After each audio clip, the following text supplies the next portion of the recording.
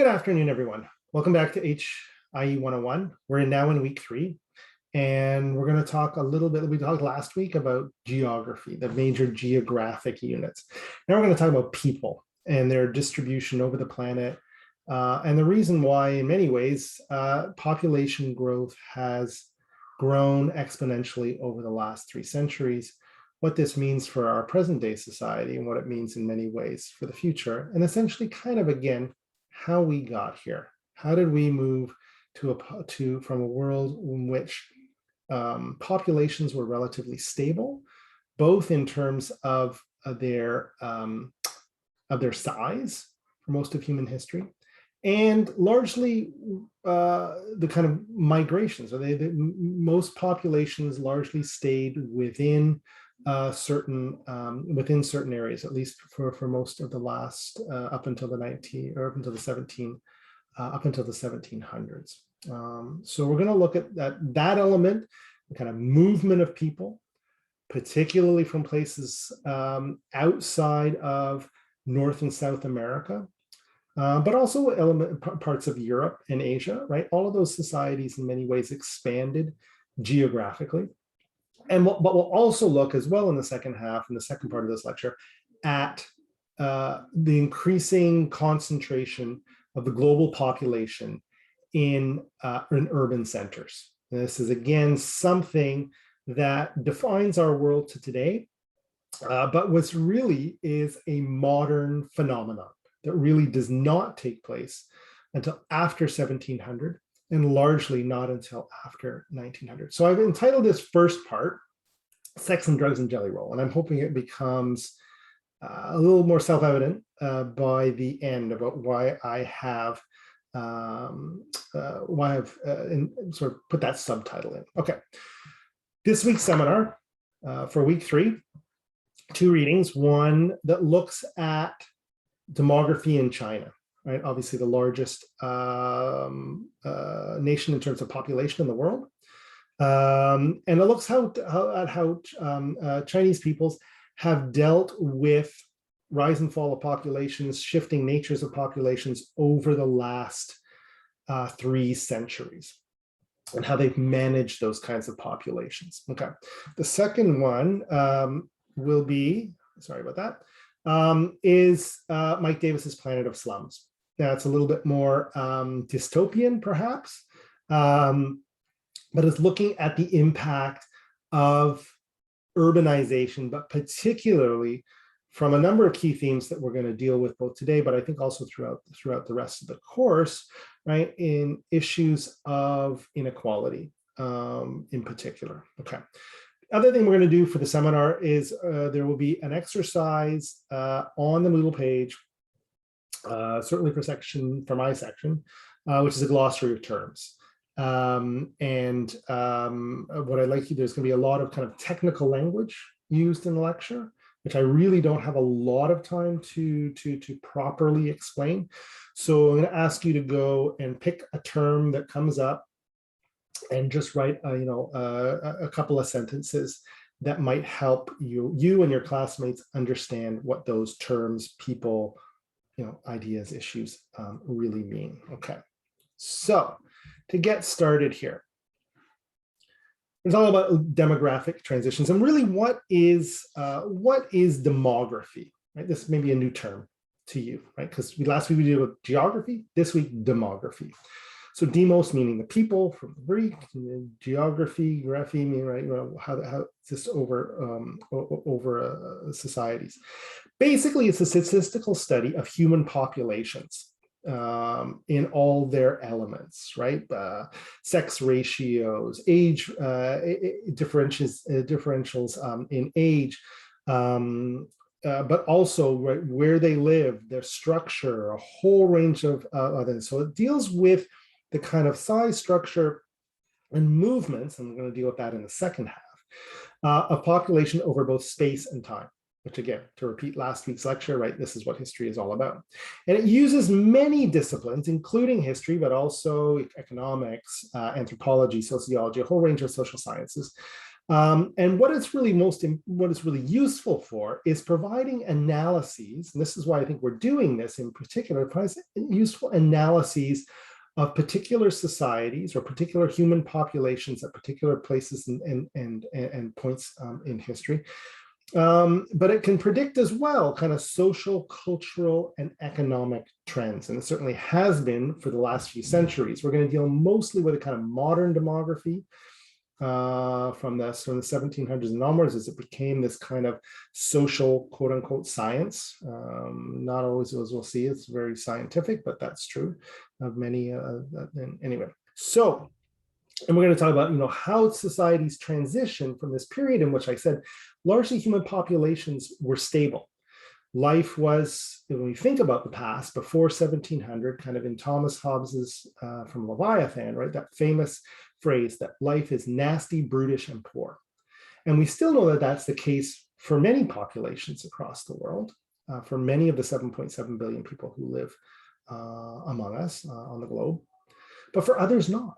Right, the ideas of life expectancy, the fact that that children are expected to grow expected to survive childbirth in the first 5 years of their lives and go on to become healthy, productive adults who can then similarly choose to have children and families and sort of propagate, quote unquote, propagate the species.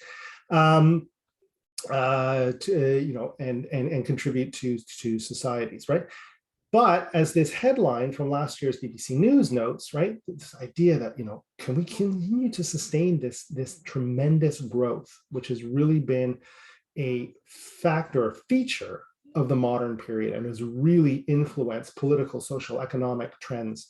And obviously it still will, right? But this jaw-dropping crash in children being born, and the ways in which that headline is full of social, political, economic kind of ideas and consequences, as well as racial, class, and gendered ideas as well.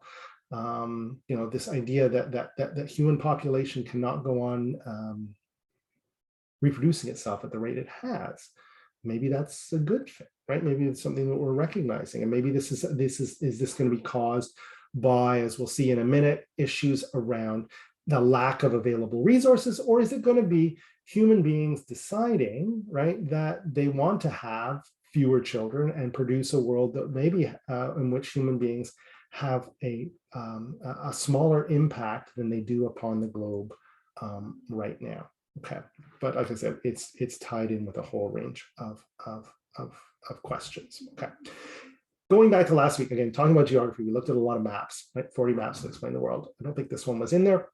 This is also a great website, Our World in Data, a tremendous resource that I'm going to beg, borrow, and steal from, certainly for this lecture. But here's a map that shows, not the size, the geographic size, the physical size, but population size. And as we can see, right, India, China become much bigger on the map. Even the Philippines and Japan, right, go from tiny little islands. England is largely, right, well, it's large, right, in that sense. The United States kind of looks like it normally does. Mexico seems a little bit outsized, right? But look at Canada, flat, right? As we know, our society has been growing largely through immigration over the last half century. And again, that's a demographic trend and all the rest of that. But pay attention to the kind of shape, because this is interesting as well. I don't know whether this is something that the makers of this map did, but no, that's very flat, right? And that is largely because Canada's population relative to the size of the rest of the world is not very large, but also important in the sense that most Canadians live within about 100 miles of the US border. So we have a long, thin line of population spread out across the country. And so whether or not the creators of this map intended to do so, it does in many ways explain Canada. Okay. We talked about this last week in terms of, when I went through some of the regions of the world, but as you can see, right, when we talked about this last week, Asia has always represented somewhere around 60% or more, although you can see dips in there, and we can talk about the reasons for that. of the global population, which means it's obviously able to produce food and resources and all kinds of others. Obviously must be a resource-rich part of the world, or otherwise it could not sustain large populations. Africa, as you can see, they're small and now growing. Africa is one of the fastest growing continents down today. Europe, right, begins probably, what's that? Maybe about 20%, grows to about 30%. Why does that happen? And then shrinks throughout the 20th century. And so this is, obviously having to do with the fact that many European peoples are having fewer and fewer children. The age structures of those societies are skewing more towards the aged and less towards the young, which then requires for some of these economies, right, to have immigrants come in and be able to provide for those elderly citizens, right, into their old age, to pay for their pensions, to pay for their health care, and all those other kinds of things. But again, as we see, and we're looking out towards European politics, right, who comes, how they come, when they come, where they're coming from, is a huge issue in European politics. It's driven things like Brexit. If we look at issues around migration in places like Italy and Eastern Europe, there's a whole range of issues that are going on again around issues of race and ethnicity, right? That'll be important. And again, look at North America, very small. Same thing with South America or Latin America. And this is important here, Latin America. So if we go back to that other map, Mexico is being included, right? Not as a North American nation, but as a Latin American nation. Okay. And there's growth, again, shrinking again a little bit as we get towards the present day. And they're largely Oceania, right, has largely remained flat. Okay. So what happens here? Again, if we think about this, 2/3 of all population growth in human history has largely occurred in the 20th century and in the late 20th century. So we look at this, right? Human populations were largely flat for most of human existence, even when we get to, quote unquote, year zero, right? And then not until we really get to 1800, does world population start to grow, right? And you can see that, right? 50% more, a little bit more than 50% more, but for 1700 and 1800, and then almost nearly a doubling by 1900. And then the doubling periods, right, get shorter and shorter to the point at which, right, we're growing extremely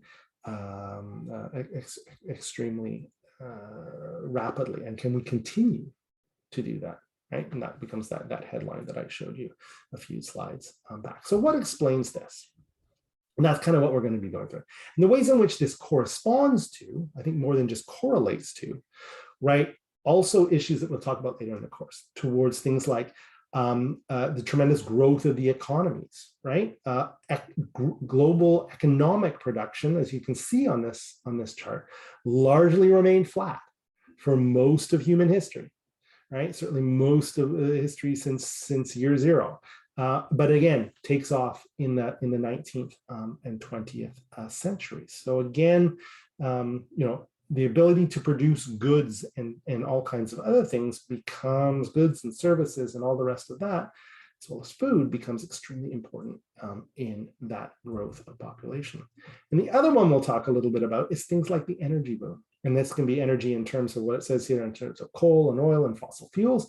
But if we think about energy in the basic unit of measurement, which is a calorie, even providing food, measured in calories, will become extremely important to the rise of particular societies, right? And the greater caloric intake and the greater caloric expenditure and the greater caloric availability, not just in terms of coal and oil and natural gas, right? But caloric energy and food energy will explain why some societies, particularly European societies, perhaps grew economically and then politically, socially, militarily, and all the rest of that at particular times, right? If they could provide more food to their population, they had a better chance of being successful and powerful. The other one we'll deal with, and it's again the second half of the lecture, right, is the growth then towards cities. But this is odd, right? Because we know most food production and even fossil fuel production and energy and all, it doesn't occur in cities, right? So how do we shift from the countryside towards urban areas and yet still be able to provide for the basic needs of our populations? We also know that many diseases which limit life, and we'll see that in a minute, right, are also tend to be like COVID-19 that we're going through right at the moment, crowd diseases. So as you pack more and more people into cities, how do you overcome problems of disease, which are an extremely important limiter, right, on the growth of and development of human societies, right? It's one of those four horsemen of the apocalypse, right? Pestilence, famine, right? So food, drugs, disease will become extremely important. Okay, so like I said, demography is not necessarily a new science, although it's obviously become, like other sciences, more sophisticated over the last couple centuries. And we'll talk about the rise of science and the ideas of science again later in the course. Okay, if we're going to think about the kind of major figure in terms of demography in the modern period, it has to be Thomas Malthus. Now, Thomas Malthus is an Anglican clergyman, but he's also a political economist. And so he's working alongside Ricardo and Marx and Bentham, but also Adam Smith. And in some ways, this is a rebuttal to Adam Smith's Wealth of Nations, produced in 1776, right? That this idea that wealth, material production, could be expanded, right? That there was kind of limitless growth. We did not have to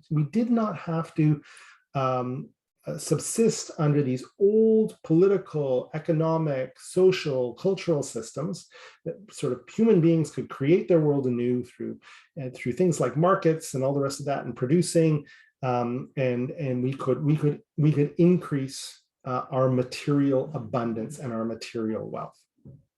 And Malthus is kind of, sometimes he's portrayed very much as a kind of Debbie Downer in sort of history, right? Because he sort of puts the kibosh on that. He says, basically, no, we can't, right? And there are important things that limit us, and resources are not finite, particularly food resources, right? And at some point in time, the resources needed to support the population, well, if they do and they grow, like Adam Smith says they will under this, invisible hand of the market, that they will reach a point of crisis. And that's largely going to be when that population grows. So as we become wealther and live longer and are healthier and all those other kinds of things, we're likely to produce more children. But essentially, having more mouths to feed will essentially put a strain and a limit on any kind of growth in that regard. And so the developments, I think, in the 19th and 20th centuries has proved many of his predictions wrong. He still remains, as the title of this week's article by one of the readings, right, very, very influential. In fact, there's kind of, by the 60s and 70s, there was a rise of what became known as the neo-Malthusians. We may want to even talk about it down into the 21st century, the ways in which people are asking questions about whether or not Malthus was right. Can we continue to provide? Can we continue to grow in unlimited ways? Given that this picture, one of the most famous pictures of the Earth that's produced in the late 1960s, and this kind of drives some of this. It'll drive the environmental movement of the 60s and 70s. This idea that, right, we live on a tiny little planet floating in space, and that's all we have, right? So we have to look after it. And can we go on essentially taking from quote unquote Mother Nature, and there's a kind of heavily loaded gendered concept, right? And not face any consequences. So things like the population bomb, particularly is what was happening in places like the global south and the developing world, by which many of those societies where mortality was decreasing substantially over this period, but people continued to have many children, thinking that they weren't necessarily going to survive and they wouldn't necessarily have children to look after them in their old age. What about resources? All of those other kinds of things, right? And so there's this movement here. And so again, fears of environmental degradation. So if we want to go back and think about climate change and the impacts of climate change, and you certainly can follow the link at the bottom of the page there, right? This limits to growth of something known as the Club of Rome that kind of ran the numbers through a supercomputer, at least a supercomputer for 1973, I think, when it was produced.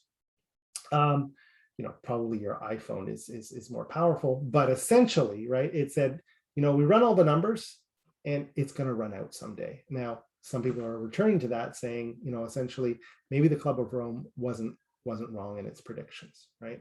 Perhaps maybe off by a few decades, but certainly throughout most of human history, like I said, people like Malthus have been proven wrong. And so many people go back and say, are we wrong again, right? Can we continue to grow?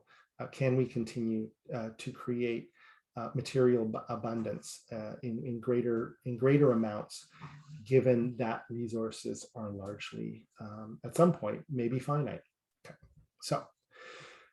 So a lot of this talks about what some people call, and you'll see it, I think, in the readings, right? This Malthusian trap, that essentially, right, throughout most of human history, right, the idea that societies could grow, that populations could double every 20, 30, 40 years or more, was unheard of, right? Because again, issues around the production of resources, the availability of resources, the issues around disease and all kinds of other things that prove to be a significant limiter on human populations, all of a sudden start by the 1700s to have less of an impact, and much less of an impact in the 20th century. So how did we as a species on the planet escape this Malthusian trap? And how do societies? Because again, part of this will become, we'll see this, and we'll talk about this in terms of demographic transitions, right?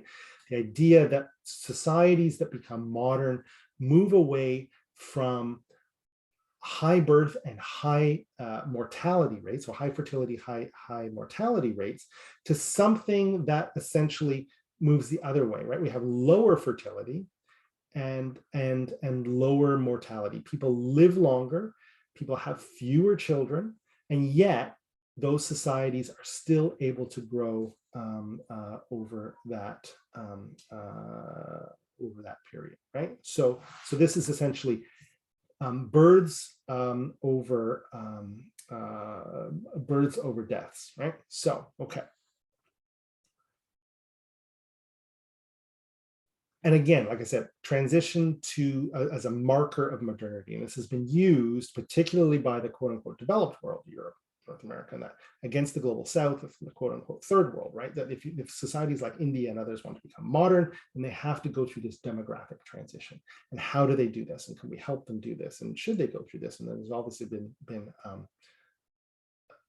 reactions to that within those nations as well. Okay, so most societies, I would say, are currently in stage 3 to 4, but we'll see that this is highly variable. And again, look at those issues around life expectancy. Look at these, doubling, right, since 1850, right? So we think about this, most of the human population before 1800, and largely it's,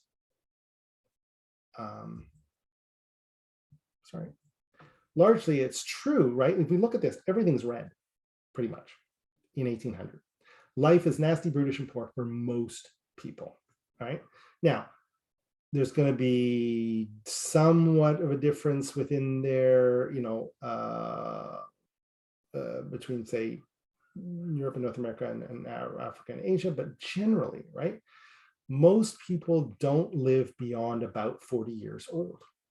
For a whole range of reasons. Now, it doesn't mean that everyone dies by age 40. Some will live to 80, some will live to 90, right? There are evidences in many societies that people could grow into old age, but it was offset, right, by the number of people who never lived past their first year or their 5th year, right? Okay, so child mortality is extremely high. Life expectancy is extremely low. And those two things will be intimately linked. And then you can see then by 1950, right, 150 years later, right, the rates of child mortality, particularly in places like Europe and North America, were extremely low, right? But in places like Africa, Asia, and elsewhere, still extremely high. Things had not necessarily changed, right? Life, and you can see the links there then to life expectancy, right? By 1950, 68 years, right? But you know, but far fewer in India, right, where it's still only 35. Right, so things had not necessarily changed. And again, we can see this then, particularly in the last 60 or 70 years, whereby life expectancy has largely grown across all populations. India goes from 35 to 68, right, doubles in this period. But how does that affect then population and population growth? And again, child mortality drops tremendously over this. And like a lot of this will have to do with availability of food, but also medicine and a whole range of other things. But also has to do, I think, as well with political issues, with gender issues. And this is the reason why things like maternal health and the focus of things like Canada's foreign and global development policies, right, aimed largely at the quote unquote third world, have focused on maternal health and on the rights of women and children. And certainly as women and children have acquired more rights, particularly female children and women in general, right, that it's led to things like increased life expectancy, fewer rates of child mortality. So all of this will become important. Women's access to resources, to education, to a range of things, just simply to, you know, their own rights as human beings and the rights to control their bodies becomes extremely important to societies making those transitions. Okay.